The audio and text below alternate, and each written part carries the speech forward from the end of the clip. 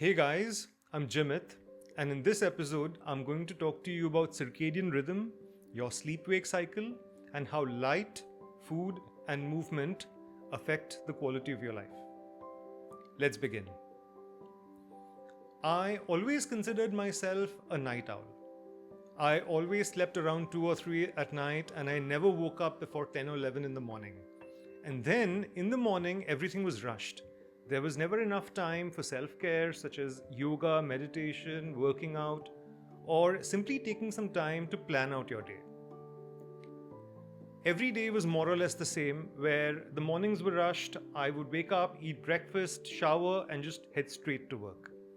And in the evening, I'd be tired from the day, I would lack motivation, and I ended up having dinner, watching hours of TV, and then going to bed. And the cycle kept repeating itself over and over and over again. Last year, I decided to change my sleep-wake cycle. Starting out with hourly increments, I finally achieved my goal of going to bed around 10 o'clock at night and waking up with the sun at around 6 in the morning.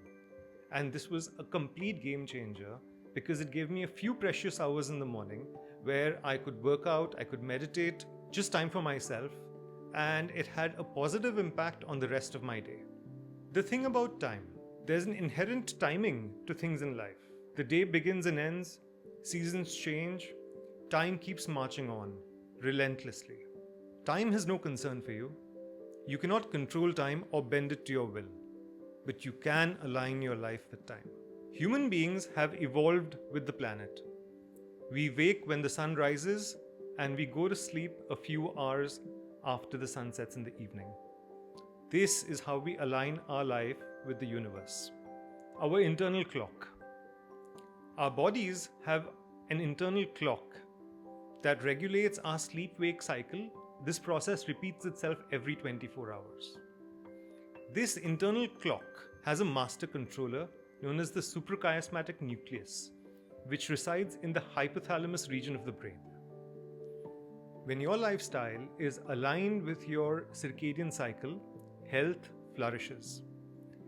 Disruptions to your circadian rhythm, such as those caused by late nights, shift work, jet lag, cause sleep disorders, metabolic issues, and poor mental health. The circadian rhythm orchestrates a symphony of biological processes affecting your sleep-wake cycles, hormones, digestion, and body temperature. If you can hack your sleep-wake cycle or your circadian rhythm, you can reap the benefits of this in all areas of your life. For a deeper dive, I recommend a book called The Circadian Code, written by Dr. Sachin Panda. Dr. Panda defines lifestyle as what, when, and how much we eat, sleep, and move on a daily basis. Nutrition, sleep, and movement have to happen at the right times of the day. The role of light. It all begins when light enters your eyes.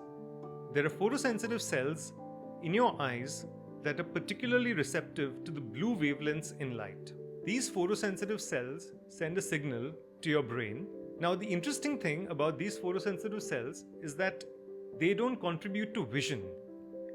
You don't see using these cells. They simply record light and transmit those signals to the brain. Now, once those signals reaches the brain, especially in the morning, your brain releases a hormone called cortisol, which is your stress hormone. But in the morning, cortisol promotes wakefulness and alertness. These signals in the brain activate a host of biological functions throughout the body. Similarly, at night, low light makes the brain produce a hormone called melatonin, which aids with sleep. Now, if you engage in late night activities such as watching TV, doing work, all of these will cause disruptions to the production of melatonin, which will lead to poor sleep. The role of food. Food and nutrition play a very important role in your circadian rhythm. Food is to be had at specific times. And the guidelines are that you should generally eat during the daylight hours and not eat when it's dark outside. So your first meal should ideally be within a few hours of you waking, and your last meal should be no later than 1 or 2 hours after the sun sets. This will help align food and nutrition to your circadian rhythm.